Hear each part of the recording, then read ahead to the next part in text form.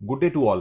Today I'm going to explain you about 5 key factors which will help you to track any company's growth and future ROIs. These 5 factors you should always keep in mind. This will help you to analyze shares future potential and how company will create wealth for you. Generally हम देखते हैं कि fundamentals में mostly आप profit PNL या फिर balance sheet check करते हैं। All these data which is available, ये सब इवेंट होने के बाद की डेटाज हैं। So you need to focus on the areas which will give you future outlook, insight information of the company कि कंपनी कैसे करने वाली है, क्या करने वाली है, क्या पोटेंशियल ग्रोथ रहने वाला है, क्या अप्रोच रहने वाला है।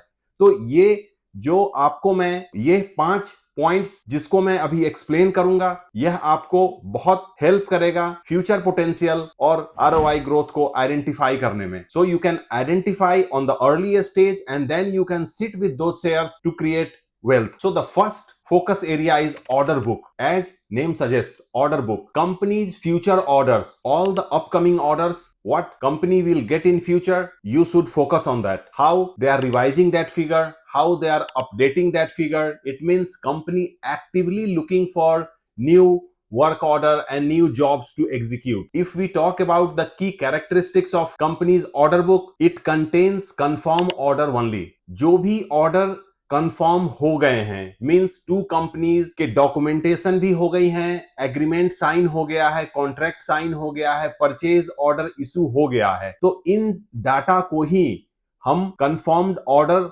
में लेते हैं। इस तरह की जो भी एग्रीमेंट्स हो रही हैं, परचेज ऑर्डर है, ये लीगली बाइंडिंग होता है।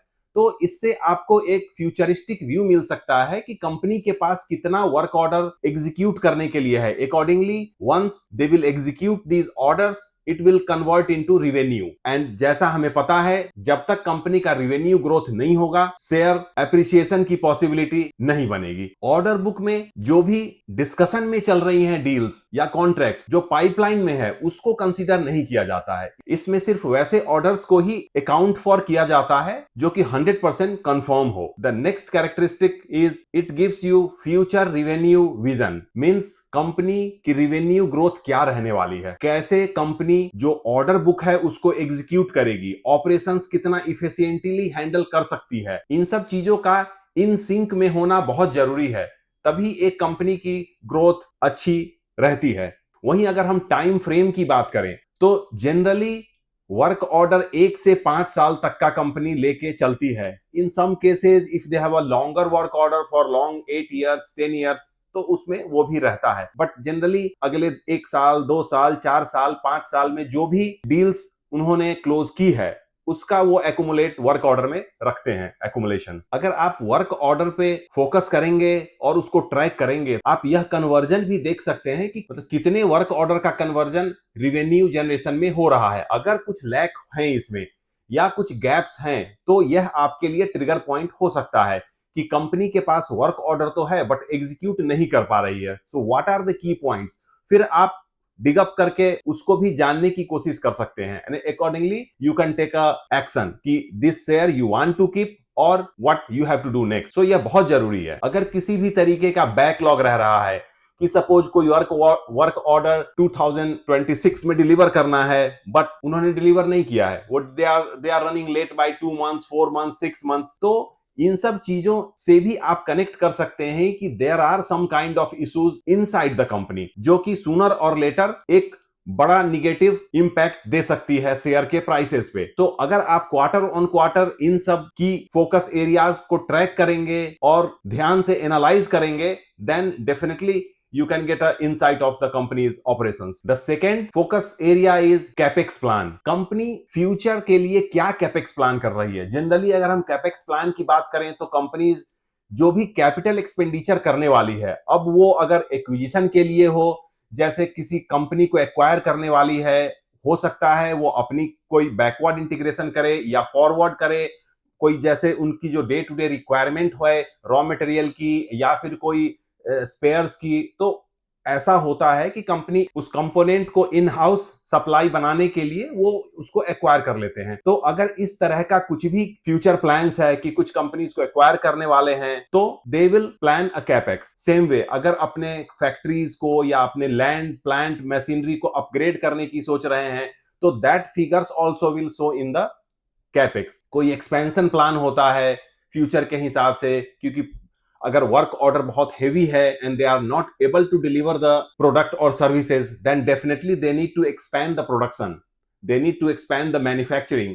So in that case, what company does, they will set up a new plant or they will acquire some other plants and try to upgrade it. So these kind of things they will plan in capex. कई cases में company के पास fund surplus होते हैं, तो वह नए plant मतलब किसी नए प्रोडक्ट का या फिर किसी नए सर्विसेज, तो इसका भी प्लान करते हैं। तो इस पे भी नजर रखना बहुत जरूरी है, because if suppose company is planning heavy capex, suppose company ने 30,000, 25,000, 40,000 करोड़ का कैपेक्स प्लान कर रखा है नेक्स्ट 5 इयर्स, तो सूनर और लेटर जब ये एक्सपेंशन कंप्लीट होगा, जब अपग्रेडेशन कंप्लीट होगा, तो रिवेन्यू जनरेशन स्टार्ट होगा and then this will impact the share price. तो आपको अर्ली स्टेज में ही यह आइडेंटिफाई करना बहुत जरूरी है कि कंपनी फ्यूचर विजन क्या लेके चल रही है। So that will help you to buy share of that company on lower price, and then you can sit with it and you can enjoy the return. The third focus area is CAGR forecast. CAGR forecast पे भी नजर रखना बहुत जरूरी है। कोई भी company जो आप टारगेट कर रहे हैं उसका CAGR क्या रहने वाला है, पास्ट में क्या रहा है। तो past is fine, that can give you the stability what they have done in the past, but future पे फोकस करना बहुत जरूरी है, because when you are buying a share, आप आगे की देख रहे हैं, आप उसके फ्यूचर ग्रोथ पे डिपेंड कर रहे हैं। तो अगर CAGR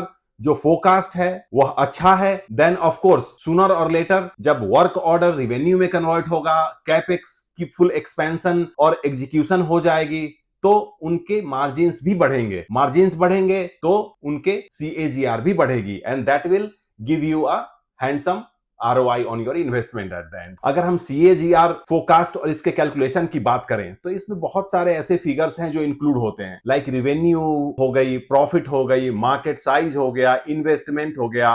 तो इन सब की जो वैल्यू है वो सब इसमें इंटीग्रेटेड होती है। फ्यूचर में किस तरीके का वो एक्सपेंशन या फ्यूचर में किस तरीके की ये वैल्यूज रहने वाली है, ये सब सारी चीजें आपको इससे शोकेस किया जाता है। और यह एक ऐसा मैट्रिक्स है जिसे वाइडर रेंज में फाइनेंशियल प्लानिंग हो या स्टॉक एनालिसिस हो, बिजनेस प्रोजेक्शंस हो या मार्केट रिसर्च हो, तो हर पैरामीटर्स पे इसको चेक जरूर किया जाता है, इसलिए CAGR को ट्रैक जरूर करें। The fourth very important focus area is management past record.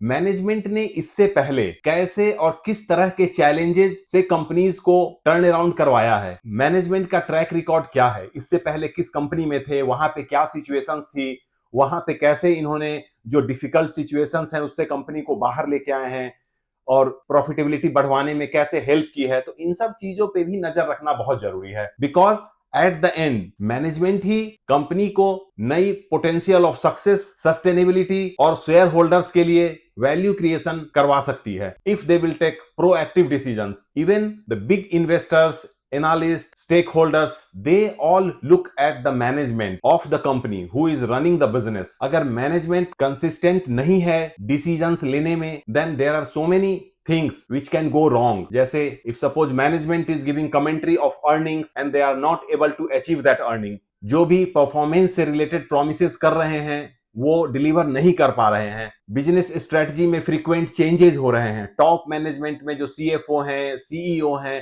उन सब की चर्निंग ज्यादा हो रही है, इनसाइड कंपनीज की इंफॉर्मेशन बाहर जा रही है, तो इन सब चीजों की अगर इशू है तो आपके लिए यह ट्रिगर है, it's a red flag for you, means companies management is not working efficiently. So sooner और later you can see impact of these things on the share price also, in executing of order also, in revenue generation also, on profit margins. So ये सारी points management कैसे चीजों को handle करती है, execute करती है, यह बहुत जरूरी है और उस पर ही डिपेंड करता है। The fifth focus area is market positioning. आप जिस कंपनी को भी सेलेक्ट कर रहे हैं उनकी मार्केट में क्या पोजिशनिंग है, how they are using the latest technology, how they are eyeing the future growth of the company, उस सेक्टर की फ्यूचर ग्रोथ क्या रहने वाली है, वो किस तरीके के प्रोडक्ट्स या सर्विसेज फ्यूचर के लिए कस्टमर्स के लिए को प्रोवाइड करने वाले हैं, because today market is very dynamic. चीजें चेंज बहुत रैपिडली हो रही हैं, आपके प्रोडक्ट्स हो या सर्विस हो, एआई का इंटीग्रेशन होना हो या ऑटोमेशन हो, तो इन सब चीजों से मार्केट में